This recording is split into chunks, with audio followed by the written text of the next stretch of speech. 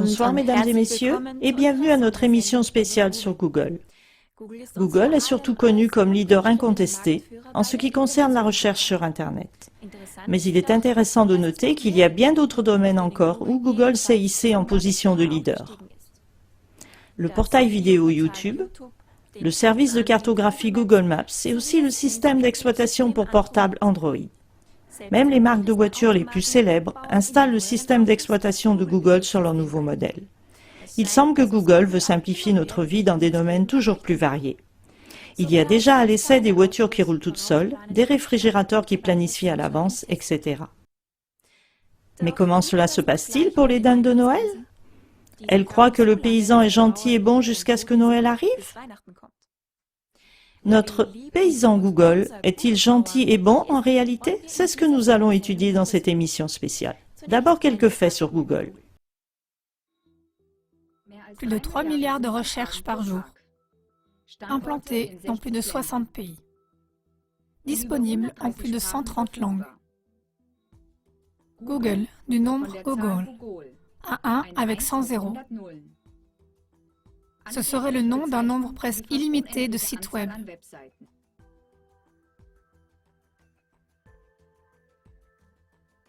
Quelques investissements. Boston Dynamics, robot militaire en décembre 2013. DeepMind, intelligence artificielle en janvier 2014. Nest Labs, thermostat intelligent en mars 2014. Titan Aerospace, drone de communication en avril 2014.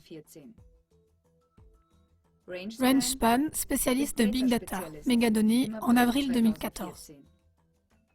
Skybox Imagine, film haute définition à partir de satellites en juin 2014.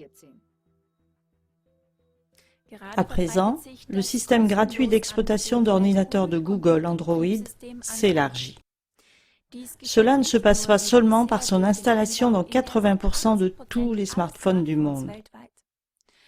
Et de plus en plus d'appareils de la vie quotidienne vont être connectés à Internet par Android, comme par exemple les tablettes, des voitures, des réfrigérateurs, des bracelets montres informatiques et des téléviseurs.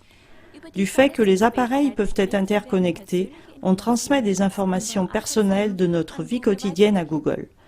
Par exemple, nos lieux de séjour, nos déplacements, nos contacts sociaux, nos comportements, ainsi que nos goûts et nos intérêts personnels. Ce qui nous promet un allègement particulier dans la vie quotidienne recèle pourtant un grand préjudice.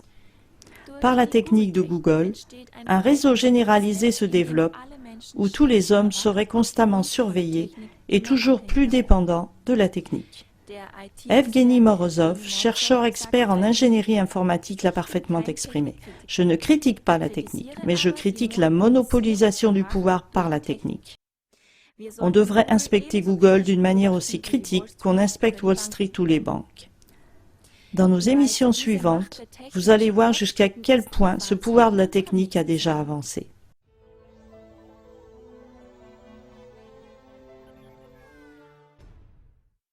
On sait depuis longtemps que Google est connecté jusque dans les milieux gouvernementaux des États-Unis. C'est précisément le chef administratif de Google, Eric Schmidt, qui est le conseiller du président des États-Unis, Obama. Mais en 2014, le journal britannique The Guardian a publié des preuves d'une collaboration étroite entre Google et les services secrets. D'après le journal, l'Agence nationale de la sécurité des États-Unis, NSA, a payé de grosses sommes à l'entreprise privée Google pour recevoir des données.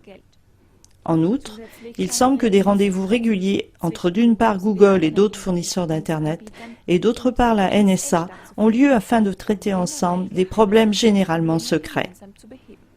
Afin aussi d'activer les programmes de BIOS, c'est-à-dire pour rendre utilisables pour leurs propres intérêts les programmes de base d'un ordinateur. Cela ne deviendra-t-il pas dangereux pour nous si un outil de recherche de données comme Google se joint au service secret de la NSA des États-Unis? En tout cas, Google se révèle être un instrument idéal pour la surveillance et le contrôle total de la population du monde entier. Et à présent, je passe l'antenne à mes collègues du studio de cours.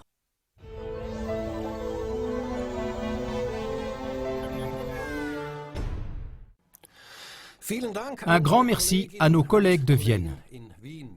Celui qui ferme les deux yeux ne peut guère voir clair. C'est une pensée philosophique d'un penseur inconnu qui nous conduit doucement mais sûrement dans cet exposé. Chers téléspectateurs, Erhard Blank, praticien de médecine parallèle, écrivain et peintre, a dit jadis « On peut garder une vision claire même avec des lunettes ». A-t-il pensé à Google? Nous ne le savons pas.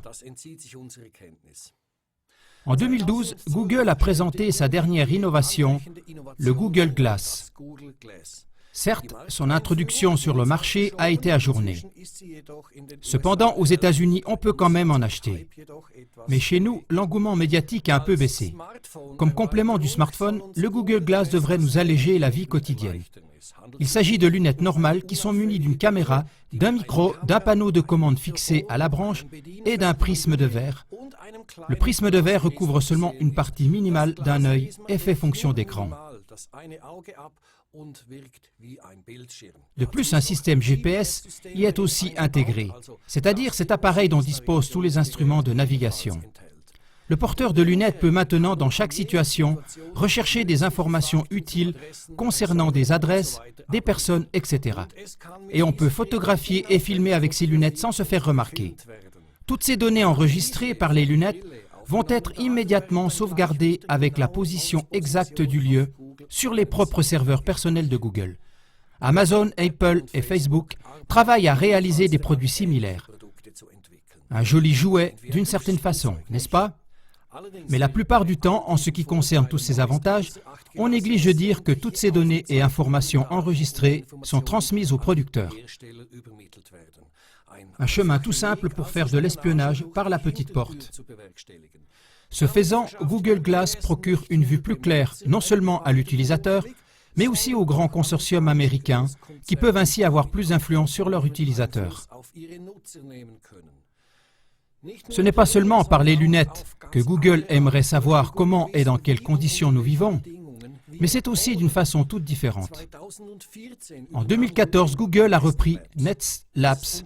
Cette entreprise produit des thermostats et des alarmes incendie. Par ce moyen, Google parvient à avoir une connaissance extrêmement étendue des ménages privés, dans des dimensions qui n'ont jamais été possibles par le passé. Les thermostats de Nest enregistrent quand l'utilisateur régularise la température vers le haut ou vers le bas. Les thermostats sont équipés de capteurs pour la température, pour l'humidité, pour l'activité et la luminosité ambiante. Ces thermostats enregistrent si quelqu'un est à la maison et quand et dans quelle pièce il se trouve. On peut commander ces thermostats par le biais des applications smartphone. Ces thermostats d'ambiance progressent de plus en plus. Pour cette raison, il faut souligner que toute personne qui a chez elle un objet équipé de cette façon révèle sur elle-même et sa vie privée beaucoup plus d'informations que ce qu'aucun groupe n'a jamais possédé sur des personnes individuelles. Les thermostats connectés avec Internet sont un pas de plus en direction d'une surveillance toujours plus étendue.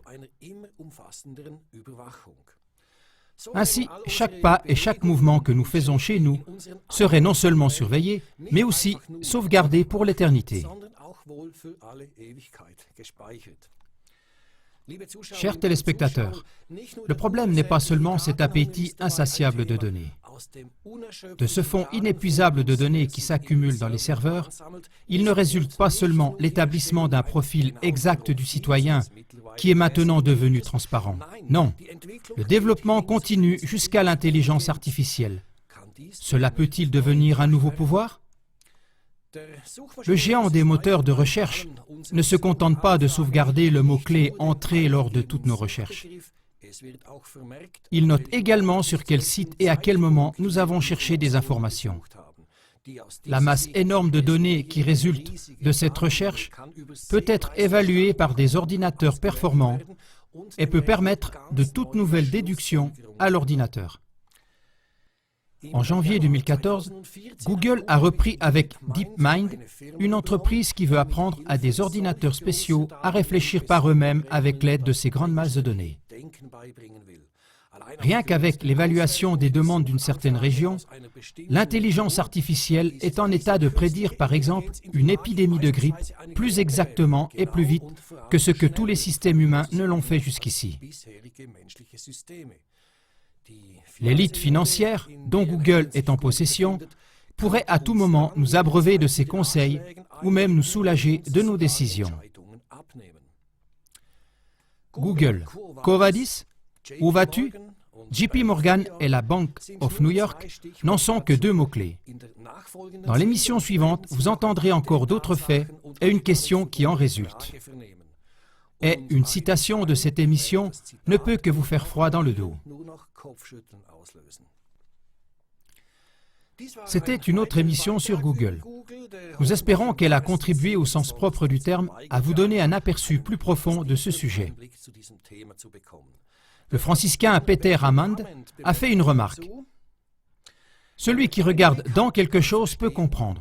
Celui qui regarde à travers quelque chose peut prendre une décision. Celui qui regarde plus loin sait diriger les choses. Je vous remercie de votre intérêt et je vous souhaite encore une soirée agréable de début d'été. Sur ce, je passe l'antenne à mes collègues et je vous dis au revoir.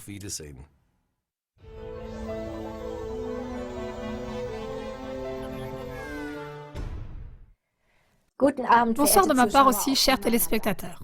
Comme mon collègue l'a déjà annoncé, nous continuons à regarder le développement de Google plus précisément et nous pouvons nous poser franchement la question « Google, Quo Vadis ?» Google est une société anonyme dont la plus grande partie des actions ne sont pas détenues par des managers de Google, mais pour 61% par des investisseurs institutionnels. Par voie de conséquence, ce sont surtout les banques américaines et des instituts financiers similaires qui sont les véritables propriétaires de Google.